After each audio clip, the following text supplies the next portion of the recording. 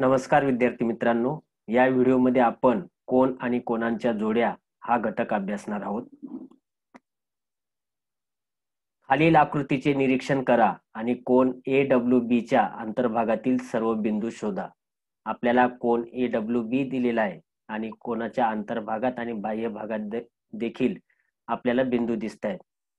आपल्याला प्रश्न विचारलेला आहे, कोन AWB च्या अंतर्भागातील बिंदूंची नावे लिहा.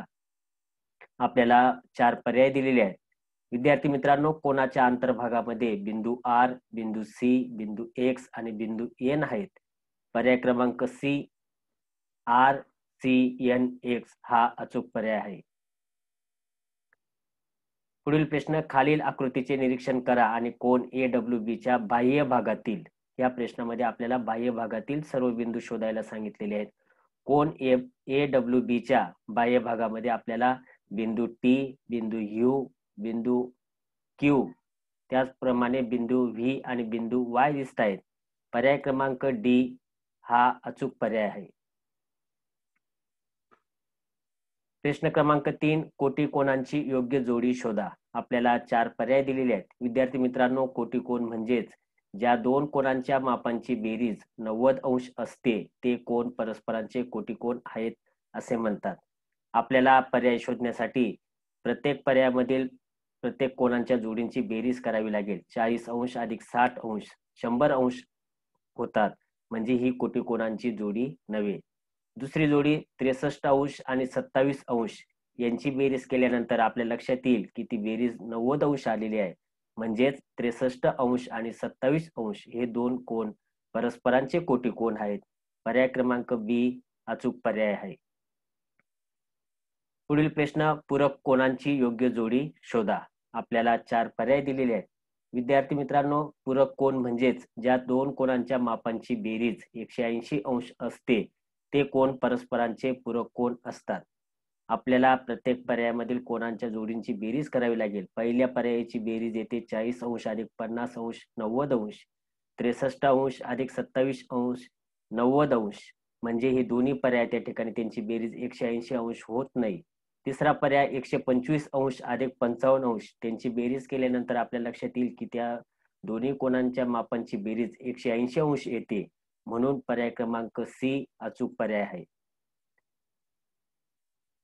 जर माप कोन A बरोबर 70 अंश तर त्याच्या कोटी कोनाच्या पूरक कोनाचे माप किती? विद्यार्थी मित्रांनो, प्रश्न काळजीपूर्वक वाचायचा आहे. या प्रश्नामध्ये आपल्याला कोन A चा सुरुवातीला कोटीकोन शोधावा लागेल आणि मग त्या कोटीकोनाचा पूरक कोन शोधावा लागेल. बघा, 70 अंशाचा कोटीकोन कोन दिलेला आहे. त्या कोनाचा कोटीकोन जर आपल्याला शोधायचा असेल तर 90 अंशामधून 70 अंश वजा केले तर 20 अंश त्या ठिकाणी सापडले. म्हणजे 70 अंशाचा कोटीकोन झाला 20 अंश. आता आपल्याला 20 अंशाचा पूरक कोन शोधावा लागणार.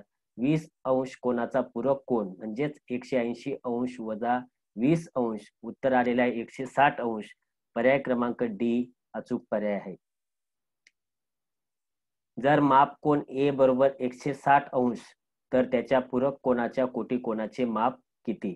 सुरुवातीला आपण 160 अंश कोनाचा कोटीकोन शोधणार आहोत.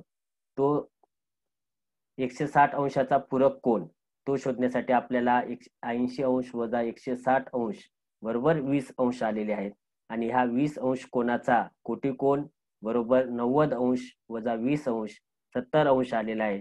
पर्याय क्रमांक B अचूक पर्याय आहे. प्रश्न क्रमांक 7, रेषा AC आणि BD परस्परांना बिंदू P मध्ये छेदतात.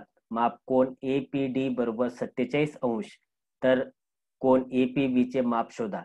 बघा, आकृतीमध्ये आपल्याला दोन रेषा AC आणि रेषा BD परस्परांना P बिंदूमध्ये छेदतायत आणि माप कोन APD चे माप 47 अंश आहे आणि आपल्याला विचारलेला आहे माप कोन APB. बघा, हा कोन विचारलेला आहे APB.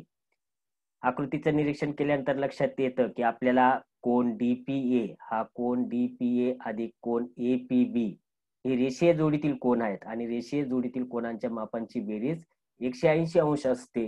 हे आपण गुणधर्म बघितलेला आहे. यावरून आपण कोन DPA अधिक कोन APB बरोबर 180 अंश असं लिहून घेऊ. नंतर आपल्याला DPA चे माप माहिती आहे 47 अंश अधिक कोन APB बरोबर 180 अंश.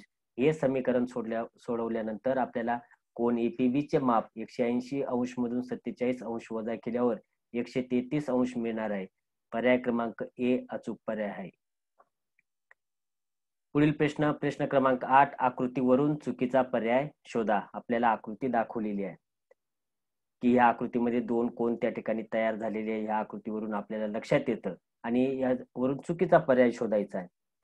आता पहिला पर्याय कोन ABD आणि कोन DBC हे पूरक कोनांची जोडी आहे. कोन ABD आणि कोन DBC हे पूरक कोनांची जोडी आहे. आता आकृतीचं निरीक्षण जर केलं तर याला आपण सरळ कोन म्हणू शकतो, रेषीय जोडीतील कोन म्हणू शकतो. या दोन्ही कोनांच्या मापांची बेरीज 180 अंश येणारच आहे, म्हणून ही पूरक कोनांची जोडी होऊ शकते. हा योग्य पर्याय आहे. दुसरा पर्याय कोन ABD आणि कोन DBC हे कोटी कोनांची जोडी आहे. बघा आकृतीवरून जर बघितलं आपण ABD आणि कोन DBC यांची बेरीज 90 अंशापेक्षा जास्त दिसते. आपल्याला लक्षात आलं की पूरक कोनांची जोडी आहे, म्हणजेच पर्याय क्रमांक B हा चुकीचा पर्याय आहे.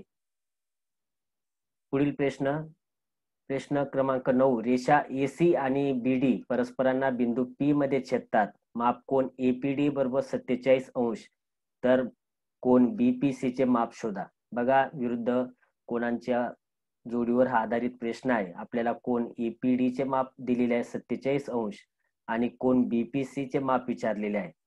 आता कोन APD आणि कोन BPC हे परस्परांचे विरुद्ध कोन असल्याने आणि विरुद्ध कोनांचे माप समान असल्याने आपण म्हणू शकतो कोन BPC चे माप देखील 47 अंश आहे.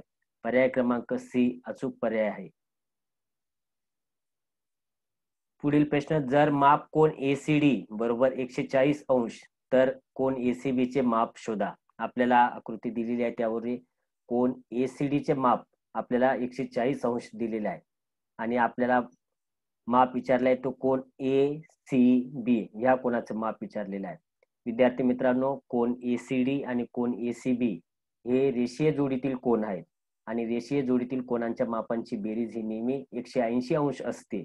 म्हणून आपण लिहू शकतो कोन ACD चे माप आपल्याला दिलेले आहे 140 अंश अधिक कोन APB बरोबर 180 अंश. हे समीकरण सोडवल्यानंतर 180 अंशामधून 140 अंश वजा केल्यानंतर कोन APB चे माप हे 40 अंश येणार आहे आणि दिलेल्या पर्यायांमध्ये पर्याय क्रमांक A हा अचूक पर्याय आहे. धन्यवाद.